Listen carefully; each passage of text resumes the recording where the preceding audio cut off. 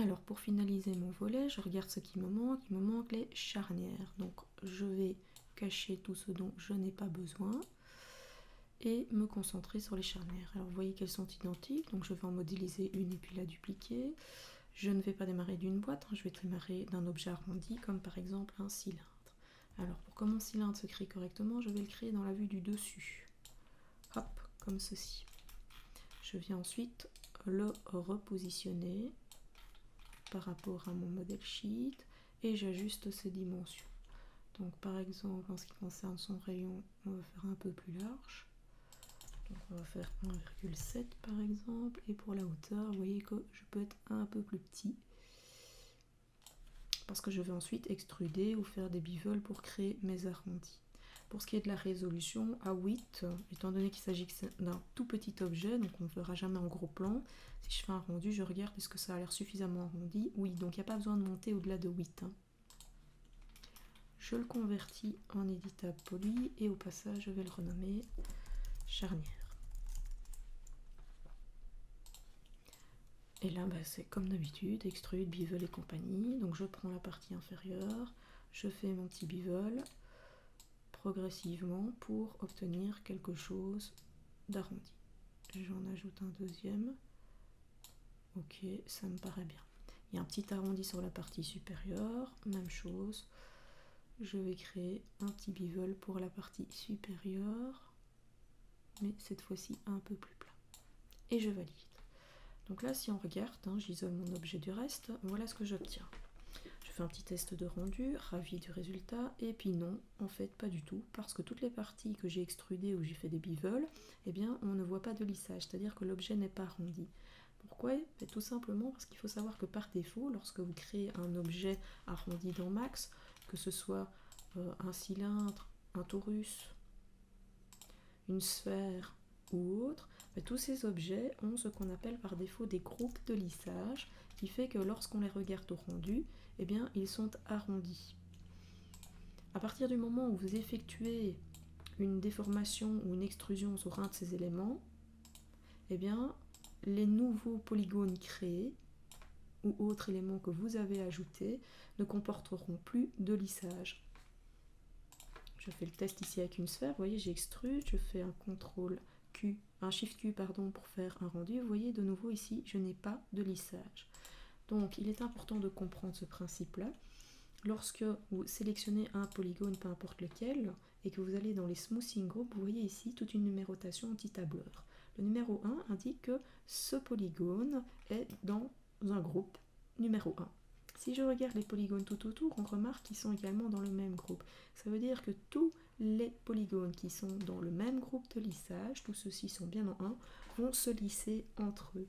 Si maintenant tout à coup j'en prends un au hasard et que je désactive cette petite icône, donc celui-ci dans le groupe 0, et je fais un petit test de rendu, eh bien, vous voyez que cette face ne se lisse plus avec ses voisines. À partir du moment où vous avez compris ça, vous avez compris beaucoup de choses. Vous voulez la relisser avec ses voisines, vous la mettez dans le même numéro. Donc par exemple ici, si tous ces polygones doivent être lissés entre eux, eh bien je peux les mettre dans un groupe de lissage. Maintenant attention, si je le mets dans le groupe 1, il faut savoir qu'ils vont se lisser entre eux, mais comme ceux-ci et ceux ici au-dessus sont également dans le groupe 1, vous allez peut-être avoir au rendu quelque chose de pas joli, puisqu'ils vont essayer de s'arrondir avec la partie inférieure et supérieure de ma sphère. Donc ce que je peux faire, c'est prendre ces éléments, ne pas les mettre dans le groupe 1, les placer dans un autre groupe, le groupe 2 par exemple, et là, ils vont tous se lisser ensemble, sans forcément être lissés avec la partie supérieure ou inférieure de ma sphère. Et donc, il faut être conscient de ce genre d'outils lorsqu'on travaille justement sur des objets comme cette charnière où ma base de modélisation est un cylindre et où là je constate que, en effet, ici vous voyez les éléments sont dans le groupe 4. Si je veux que ces polygones-ci se lissent également, eh bien je dois les mettre dans le même groupe. Hop et hop. Je refais un petit test de rendu pour voir si ça marche et vous voyez que ça fonctionne. Alors ici à l'avant-plan c'est pas très joli parce que je n'ai pas beaucoup de résolution, mais n'oubliez pas que notre charnière sera évidemment toute petite dans le fond de la scène. Si vous voulez bien marquer la cassure entre la partie middle, je vais dire, et supérieure, là je vais peut-être pas me mettre en 4, je vais me mettre dans le groupe 5. Et ici pareil, je ne vais pas me mettre en 4, je vais me mettre en 5 et je vais m'assurer que ce polygone-ci n'est pas dans le même groupe. Ok. on est bon. Donc je reviens en vue de face et je refais un petit test de rendu. Ok, là ça devient intéressant et je vais pouvoir comme ça continuer la suite de ma petite charnière. Alors pour la partie ici, ce que je pourrais faire, c'est inverser mon objet en le dupliquant et faire un miroir. Pour ce faire, vous avez l'outil miroir qui se trouve ici au-dessus dans Max, qui va vous permettre de faire un miroir selon l'axe souhaité. Donc en l'occurrence ici, moi c'est Y. Hop, et je ne veux pas simplement retourner mon objet, je veux faire une copie. Je fais OK. Et donc vous avez votre objet qui a été dupliqué ici en mode miroir. Alors pour faire la partie de la charnière qui doit venir ici, je vais extruder un des polygones. Maintenant vous remarquez que si je me mets en vue du dessus par exemple et que j'extrude, eh bien je pars forcément d'oblique puisque le polygone est incliné, donc il suit sa normale. Donc ce que je peux faire éventuellement, c'est avant de faire l'extrusion, sélectionner les deux charnières en même temps, hein, je vais le faire sur les deux, et venir déjà les repositionner par rapport à mon encadré qui est là. Donc je viens vers l'arrière et je vais effectuer une rotation qui va me permettre d'avoir un polygone un peu plus droit face à ceci. Alors là je ne sais pas si je suis parfaitement droite, je vais revenir sur ma charnière, me mettre en mode polygone et faire mon extrusion. Vous voyez, il a maintenu ma sélection. Vous voyez que j'arrête mon extrusion ici, hein, là où se trouve l'encadré. Je ne suis pas parfaitement droite, c'est pas grave. Je peux toujours venir rectifier un tout petit peu. Voilà, ça c'est beaucoup mieux pour être plus juste. Alors je reviens dans la vue de face. Maintenant l'idée ce serait de pouvoir attacher nos deux éléments ensemble pour pouvoir les relier avec un bridge. Parce que si on n'est pas sur un seul et même objet, vous ne savez pas les attacher avec un bridge. Donc pour attacher deux objets ensemble, eh bien je viens ici dans géométrie, attache, et je sélectionne l'objet que je veux attacher. Je n'ai maintenant plus qu'une seule charnière, donc un seul objet dans Max, qui est pour l'instant composé de deux parties, deux éléments. Pour relier les deux parties ensemble, on se souvient que l'on peut très bien prendre les polygones que l'on souhaite relier, donc ici en haut en bas. Alors pour être un peu plus joli, je vais faire un petit inset pour avoir un petit rebord. Ok, je valide, donc ils sont tous les deux sélectionnés en même temps et je fais mon bridge. J'ai donc maintenant mes éléments qui sont bien reliés. Je vérifie si ceci est dans un groupe de lissage, donc je sélectionne cette petite partie ici, et on voit que les groupes 1, 2 et 3 sont déjà pris, donc je vais mettre en 4. Ok, petit test de rendu pour voir si tout se passe bien.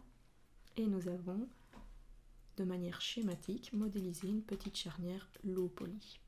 Alors on va maintenant la dupliquer pour avoir la partie inférieure. Ok, en instant, ça c'est pas un problème. Voilà, on peut réafficher l'ensemble de nos objets.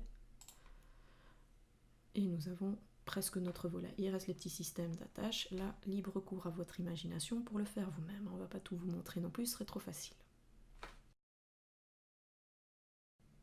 Lorsque le travail est terminé, vous pouvez masquer, voire supprimer votre MDS.